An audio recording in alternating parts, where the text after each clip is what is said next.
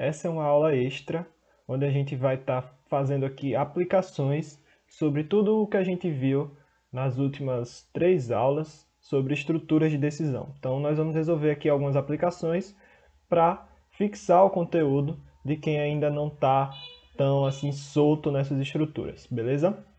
Então, nós vamos começar, que a gente não vai estar de brincadeira, então a gente vai realmente fritar o cérebro. Então vamos fazer aqui umas aplicações um pouco mais difíceis daquelas que a gente fez inicialmente. Vou exigir um pouco mais de habilidade para fazer algumas coisas. Não são tão difíceis assim, não. Então, nosso primeiro programa é um programa para um caixa eletrônico. Esse programa ele deve perguntar ao usuário o valor que ele deseja sacar, ou seja, o usuário vai fornecer um valor que ele quer sacar desse caixa eletrônico e o programa deve informar quantas notas de cada valor serão fornecidas. Então, as notas disponíveis serão as de R$1, 5, 10, 50 e R$100. Então, o valor mínimo é de R$10 e o valor máximo é de R$600. Bom, o programa não deve se preocupar com a quantidade de notas existentes na máquina, então a gente não tem nenhuma dessas preocupações. Então, aqui tem um exemplo. Por exemplo, para sacar a quantia de R$256, o programa fornece 2 notas de 100, uma nota de 50, uma nota de 5 e uma nota de 1. Então, é claro que existe mais de uma possibilidade de dar para o meu usuário algum valor. Por exemplo, eu poderia ter dado 5 notas de 10 em vez de uma de 50, mas a gente vai usar a opção que entregue menos notas, né? Seria a melhor opção, vamos dizer assim, né?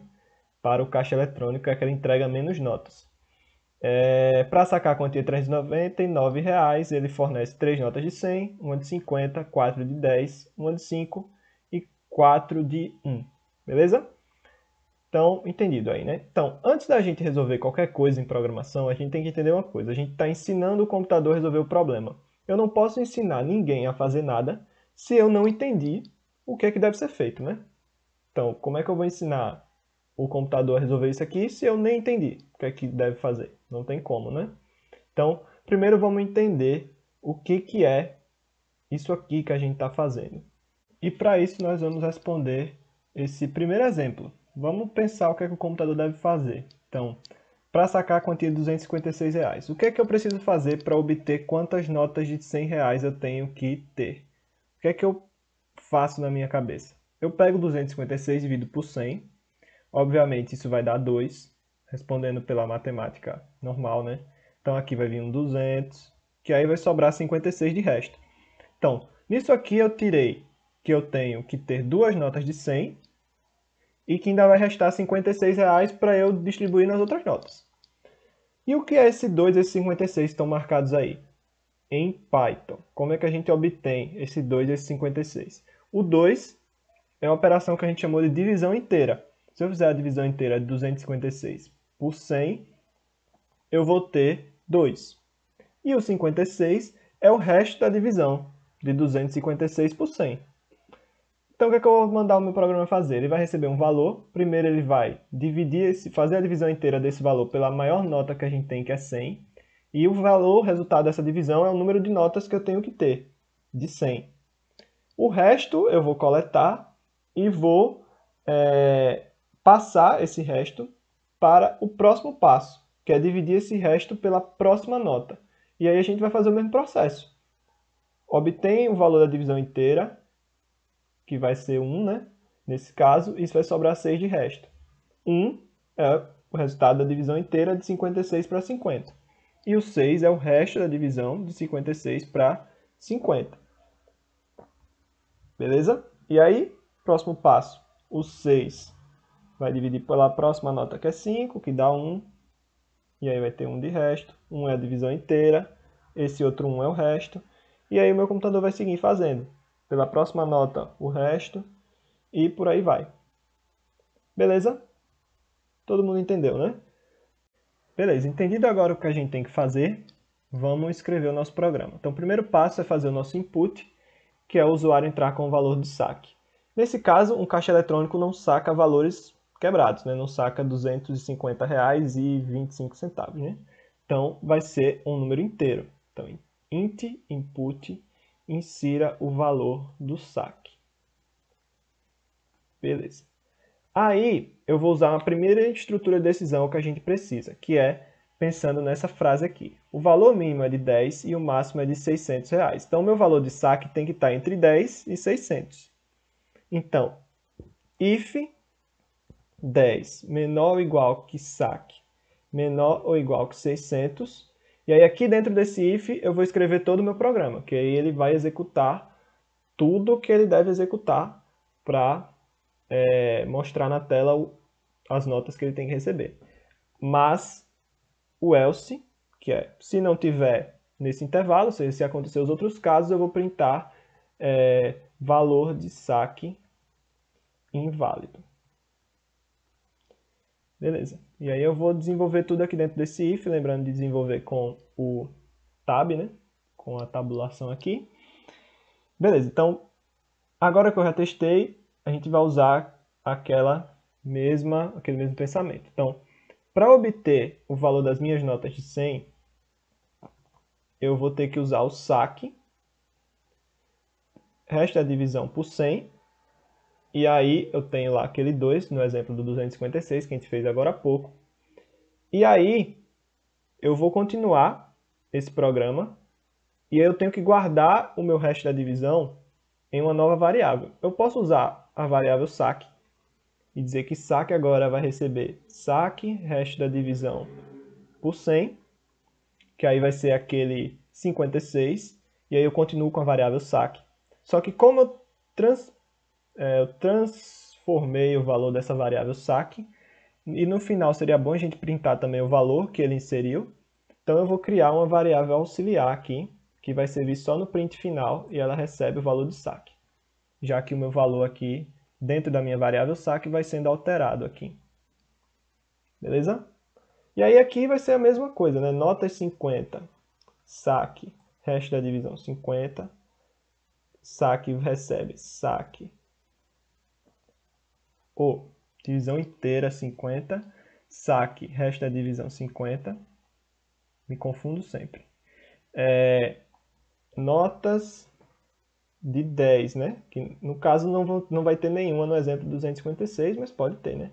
Saque, divisão inteira 10, e o saque recebe saque, resto de divisão 10. Notas 5, saque, divisão inteira por 5. E o saque passa a receber o saque, resto da divisão por 5. E por último, notas 1, que recebe saque, divisão inteira por 1, que é a mesma coisa que dividir por 1, né? E o saque recebe saque, resto da divisão por 1. Na verdade, aqui a quantidade de notas de 1 é igual a saque, né? Então, para otimizar aqui, eu posso economizar, né? Economizar aqui processamento, porque quando chegar aqui, o resto tem que ser em nota de 1, papai. Não tem para onde fugir. Beleza, com isso aqui, eu já tenho todo o funcionamento matemático do meu programa, né? Eu já tenho todas as quantidades de notas aqui obtidas. Então vamos agora só fazer a nossa saída de dados, não vamos pensar muito em uma saída de dados como essa aqui, por extenso, tantas notas de 100 tal, porque aí a gente ia ter que usar muitos ifs para, caso não tenha notas de 100, não aparecer isso aqui. Então, para a gente fazer mais exemplos, fazer muitos exemplos, vamos fazer uma saída simples, que vai printar primeiro o valor do saque, saque pedido, vírgula, o valor de saque, lembrando, é o AUX, porque o valor da variável saque foi alterando. E aí a gente vai printar embaixo disso a quantidade de notas para cada um. Só que eu só vou querer que apareça essas quantidades de notas se elas forem necessárias. Então vamos usar alguns ifs. Então, if notas de 100 for maior que 0, se eu tiver mais de uma nota de 100, eu printo notas de 100, vou botar notas de 100 reais, e aqui entra nota 100. Então ele vai printar notas de R$ 100, 2 pontos, e aqui a quantidade de notas. Beleza? E aí aqui não é um caso de um elif, né? Aqui tem que ser outro if, para eu fazer a mesma coisa para o notas 50. Porque senão ele vai acontecer aquilo que a gente falou, né? Ele vai ignorar o resto, porque aqui não é uma decisão, não existem vários caminhos. São só vários testes. Eu quero testar se a nota de 100 for maior que 0, executa isso. E aqui já é um teste diferente, é outra estrutura. Cuidado com isso aí, né? Porque se for um elif, é aquele se não se. Então, print, vou copiar aqui. É que a gente só muda o 50, né? E aqui a variável, 50. If. Aí eu vou começar também a copiar aqui tudinho, né? Vamos ser esperto. Notas. Sim. Notas 10. R$ 10. Notas 10. Né? Beleza. Notas 5. 5. 5. Notas 1. Eu errei ali. Então, simp. Notas 1. Notas 1. 1. Beleza, né? E aí está feito a minha saída de dados. Beleza, parece que está tudo legal, né? Foco para esses ifs realmente tem que ser, como eu falei, mais de um if. Se for botar um elif aqui, dá tudo errado. Então vamos lá, vamos salvar isso aqui. Se rodar.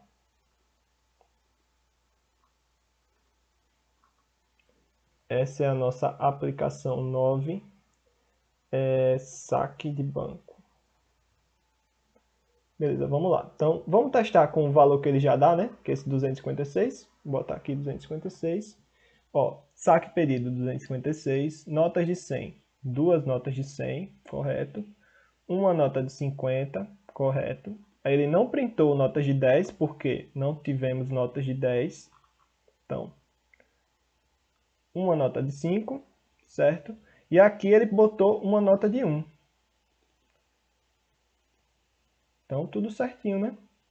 R$ 256. Beleza? Beleza. Vamos rodar de novo agora. E aí vamos testar agora. Lembrando que fase de teste, né, fase beta de programas, também é muito importante. O programador também tem que ser um resolvedor de problemas, como eu falei. Vou botar 700, valor de saque inválido, beleza. Vou botar agora menos que 10. 1, valor de saque inválido, então tranquilo. Bota outro valor agora, 399, que eu já sei quanto é que dá também. Então, 3 notas de 100, 3. Uma nota de 50, 1. 4 notas de 10, 4. Uma nota de 5, 1. 4 notas de 1, 4.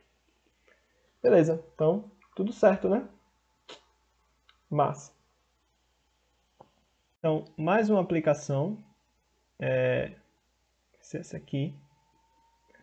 Então, a aplicação é a seguinte. Escreva um programa para verificar se um dado ponto x e y está dentro de um retângulo definido pelos vértices inferior esquerdo, x1 e y1, e superior direito, x2 e y2. Então, esses vértices também devem ser lidos pelo programa. Então, o programa vai receber um ponto, dois vértices, e, consequentemente, vai dizer se esse ponto está dentro ou não desse retângulo. Aqui deve estar aparecendo aqui uma ilustração. Então, isso é o que a gente deve testar. Esse ponto XY ele tem que estar dentro desse retângulo. Se tiver, o programa diz, ó, tá. Se não tiver, o programa vai dizer, ó, não tá. Beleza? Então, aqui a imagem está já dizendo que o x1 e o y1 é o inferior esquerdo e o x2 e y2 é o superior direito.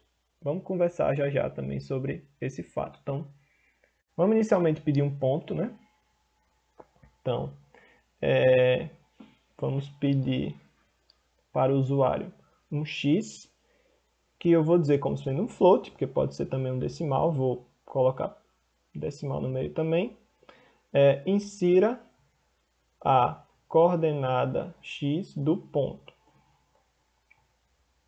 Faltou um y, copiar aqui.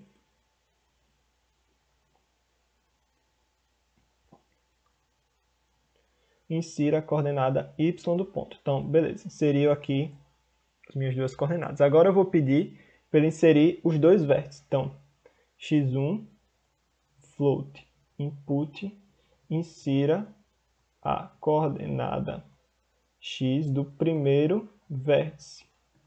Dois pontos. Fecha aqui duas vezes, beleza. x2, float, então vou copiar o resto. Só vou mudar aqui para segundo vértice. Beleza. Vou botar aqui, né, para parecer melhor. E a gente vai pedir a mesma coisa aqui. Na verdade, é melhor a gente pedir assim, né? Y do primeiro vértice. Melhor, né? Em vez de pedir primeiro as duas x, né? Fica meio estranho. E aí vou copiar aqui. x2, y2. Segundo.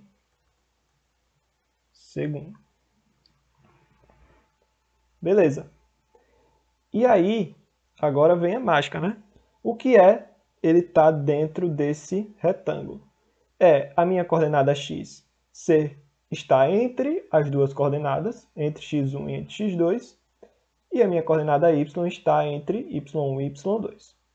Se o meu usuário respeitar o que eu estou dizendo, que é x1, y1 ser o meu vértice inferior esquerdo e superior direito ser o x2, y2, sempre x2 vai ser maior que x1, como a gente está vendo aqui viu na imagem, e y2 vai ser maior que y1, né? Pelo plano cartesiano. Então, o que é esse meu xy está dentro do meu retângulo? É se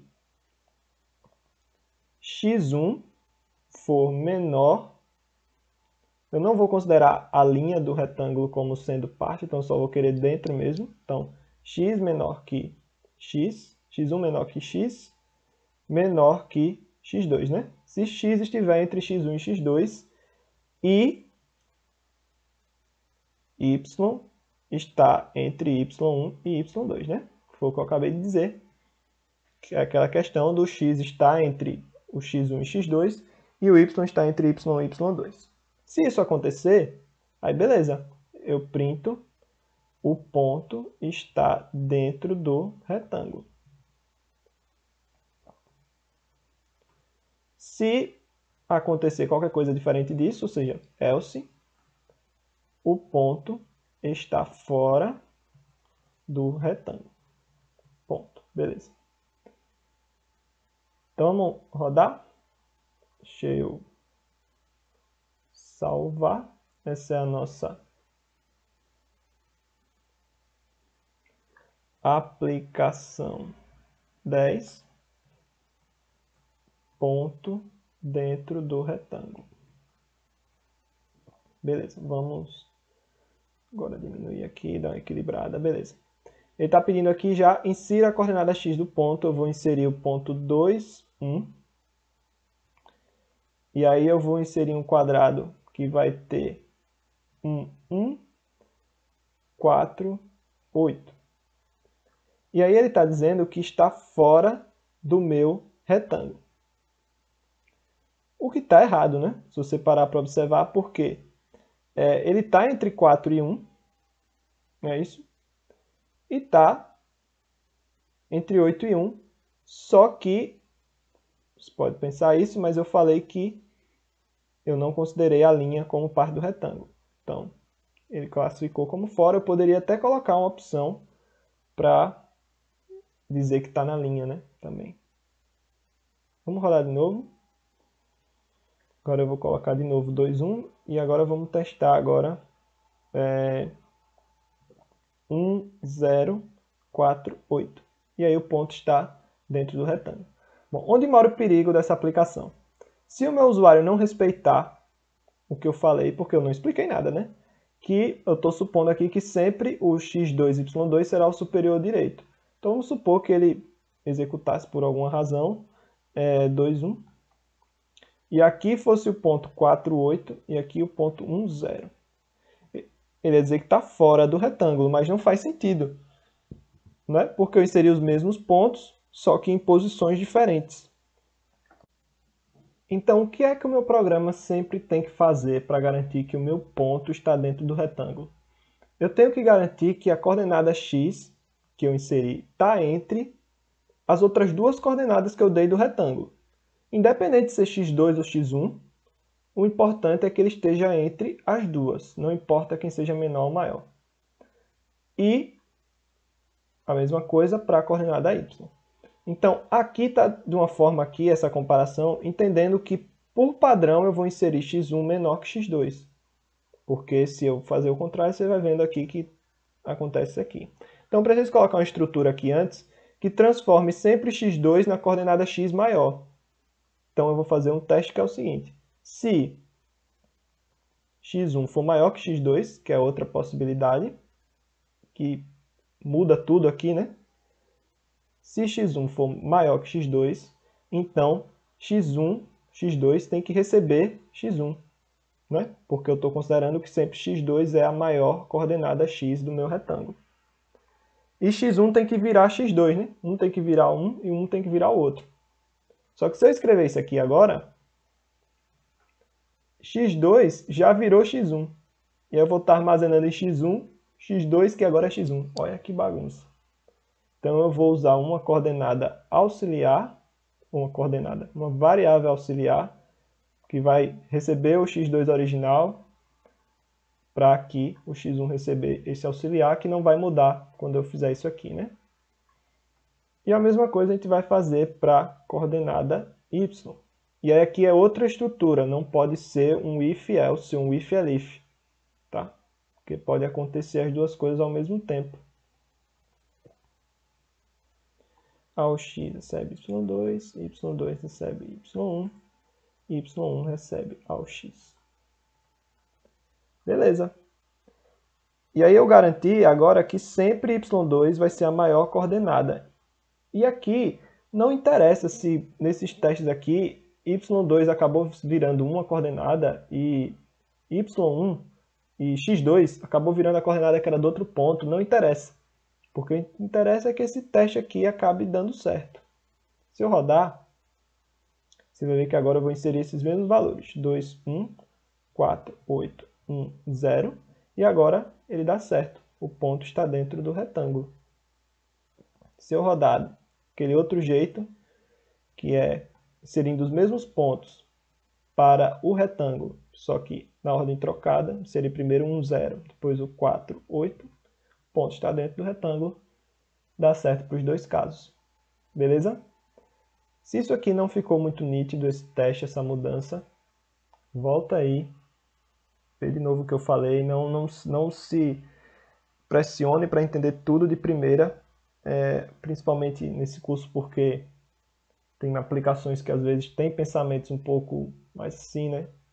Que às vezes a pessoa não está habituada. Então você volta aí um pouquinho, revê, repensa, reflete, pensa aí um pouquinho, que dá certo, beleza? Qualquer coisa, tira uma dúvida com a gente lá no grupo, que a gente vai estar lá disponível para vocês, beleza?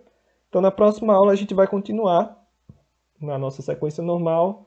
Nós vamos melhorar a nossa função print e vamos ver como a gente pode trabalhar com strings, com frases, com palavras, como que a gente pode trabalhar, fazer algumas coisas com ela para que as coisas fiquem mais fáceis, beleza? Então, até a próxima aula.